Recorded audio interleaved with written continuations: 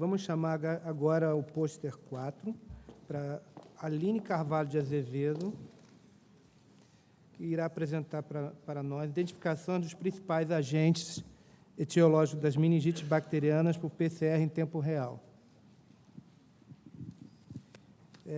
Aline, você tem 10 minutos, tá, para fazer sua apresentação, e teremos mais 10 minutos para a arguição.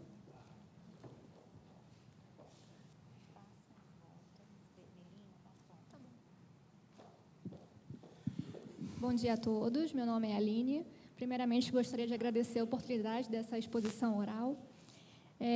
O meu trabalho se chama Identificação dos principais agentes etiológicos das meningites bacterianas por PCR em tempo real. As meningites, a meningite, ela é uma inflamação das meninges, que são as membranas que envolvem o cérebro e a medula espinhal. Ela é uma doença grave, transmitida por via respiratória, e tem uma sintomatologia muito comum a outras doenças. Ela pode ser causada por vírus, bactérias e fungos. No entanto, a forma mais grave é aquela causada por bactérias, as meningites bacterianas. As meningites bacterianas podem ser causadas por 3 principais agentes etiológicos: a Neisseria meningitidis, o Haemophilus influenza e o Streptococcus pneumoniae. O diagnóstico para essas meningites bacterianas pode ser feito por métodos fenotípicos, como a cultura, coloração de Gram, provas bioquímicas, por métodos imunológicos, como a soroaglutinação, aglutinação em látex, e por métodos moleculares, principalmente aqueles baseados na PCR. Atualmente, uma variação da PCR é a PCR em tempo real, ou também chamada de PCR quantitativa, QPCR. O diagnóstico das meningites bacterianas precisa ser feito de maneira bem rápida, porque o tratamento deve ser iniciado logo assim que for descoberto qual é o agente etiológico. Então, a PCR em tempo real é uma técnica qualitativa e quantitativa, o que difere da PCR convencional. Ela pode ser monitorada em tempo real, por isso o seu nome, e ela utiliza sondas ou corantes intercalantes com marcações fluorescentes. Nessa imagem, a gente pode observar um gráfico comum, assim, a PCR em tempo real, onde essa curva de crescimento, que caracteriza a amplificação. Então, houve curva de crescimento, houve a amplificação desse DNA. Então, nesse trabalho foram utilizados 2 sistemas de detecção. Tá? O primeiro sistema de detecção foi o sistema de detecção por sondas de hidrólise, chamado TACMAN. Esse sistema ele conta, além dos iniciadores específicos, com a utilização de uma sonda que ela nada mais é do que um conjunto de óligos que é marcado numa extremidade com um fluorófilo e na outra extremidade com um quench, um inibidor. Esse sistema ele conta com auxílio, conta com a participação da enzima TAC polimerase, porque a TAC polimerase, com a sua atividade exonuclease, ela vai clivar essa sonda. Ela vai clivar a sonda, tá? E quando a TAC polimerase cliva a sonda, ela libera o fluorófilo e emite a fluorescência. O segundo sistema usado nesse estudo foi o sistema de detecção por temperaturas, temperatura de melting ou curva de dissociação, chamado High Resolution Melting, ou simplesmente HRM. Esse sistema é uma fase pós-PCR, então, quando termina a PCR, se inicia o HRM, propriamente dito. Ele é uma rampa de aumento de temperatura, tá? Esse aumento de temperatura vai fazer com que as fitas de DNA dupla fita se dissociem, se abram, e libere a marcação, com corante aqui, no caso, o corante intercalante. A diferença desse para esse também está na questão da marcação de fluorescência. O comportamento dessas fitas duplas ela vai ser baseado no seu conteúdo AT-CG. Então, quanto maior o conteúdo AT, a temperatura de melting é menor, e quanto maior o conteúdo CG, a temperatura de melting é maior. Então, o objetivo foi identificar os principais agentes etiológicos das meningites bacterianas por PCR em tempo real, pelos 2 sistemas, o TACMAN e o HRM, como método de diagnóstico com menor custo, tempo de análise e maior sensibilidade. Então, foram utilizados micro-organismos de referência dos 3 agentes etiológicos principais, a Neisseria meningitidis, o Haemophilus influenza e o Streptococcus pneumoniae, todas cepas ATCC, e foram usadas amostras clínicas do período de 2012 a 2015, que fazem parte da coleção de pesquisa do INCQS. Então, tanto o micro-organismo de referência quanto as amostras clínicas passaram pelas etapas de extração e dosagem do seu DNA, e, após a dosagem, foram feitas diluições seriadas para a determinação do limite de detecção. Na PCR em tempo real, os iniciadores foram espécies específicos, NSPA para Neisseria meningitidis, P6 para Haemophilus influenza e o PLI para Streptococcus pneumoniae. O sistema Tachman foi utilizado os fluorófilos FAN, Hex e Cy5, respectivamente, para a detecção dos 3 agentes, e no sistema HRM, o Evergreen, que foi usado como corante intercalante. Então, nossos resultados foram os seguintes.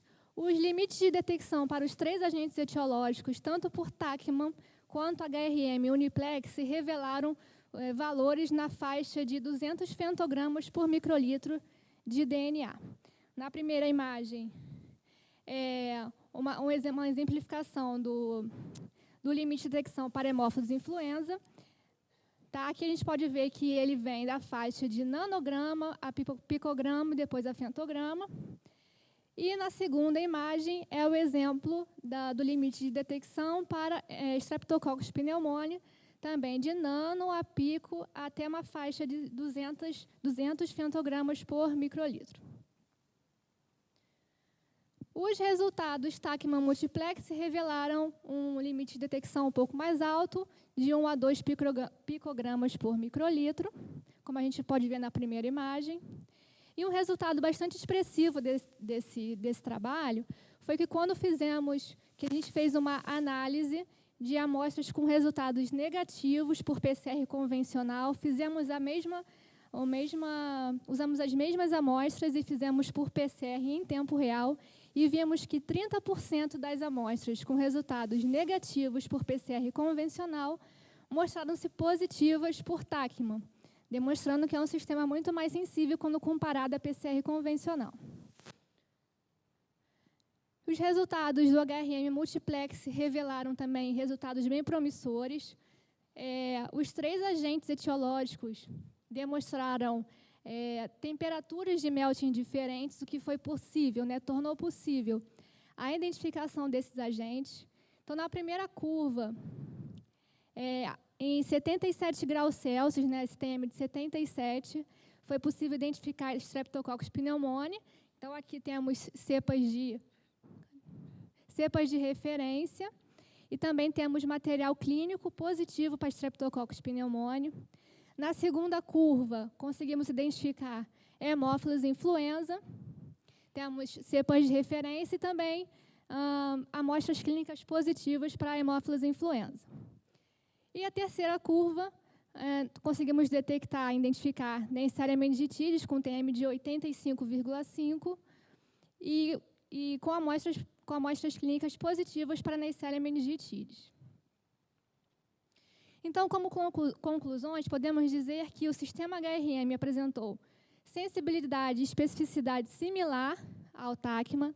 No entanto, por apresentar melhor custo-benefício, porque o HRM usa corante intercalante, não sonda, poderia ser utilizado como uma ferramenta nova para o diagnóstico de doenças invasivas, melhorando o prognóstico dos pacientes e podendo até ser adotado por laboratórios públicos de países em desenvolvimento.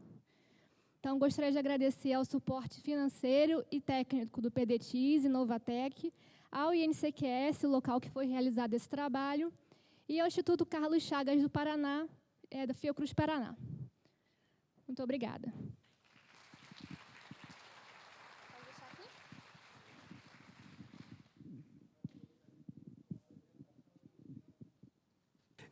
Nós temos agora 10 minutos de perguntas.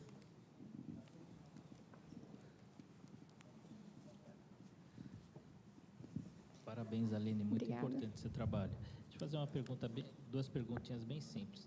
Quando você fala detecção de Neisseria meningite, é B que você está falando? Neisseria meningitidis, você quer saber o que? O sorogrupo? Não, a gente faz... Inespecífico? Não é inespecífico, mas foi uma cepa de referência, se não me engano, foi B. Foi B. Agora eu não me lembro qual foi o sorogrupo. Tá. Mas ele, se for C, você vai acender não, também? vai ser a mesma coisa. E se for gonorreia, também? Não. Então, eu acho que esses controles, acho que seria, quer dizer, você está no começo, você está Sim, mostrando sim. especificidade para, quer dizer, agora você tem que mostrar especificidade para esses agentes, para esses bichos, né? Então, provavelmente você vai ter que testar outros bichos para ver se... Os controles, sim. Seria controle. E a outra coisa que eu ia sugerir, não sei se você vai mostrar ou não, por exemplo, provavelmente o tamanho do seu genoma, assim como a composição do seu genoma, deve ditar o seu melting point. Sim. Certo?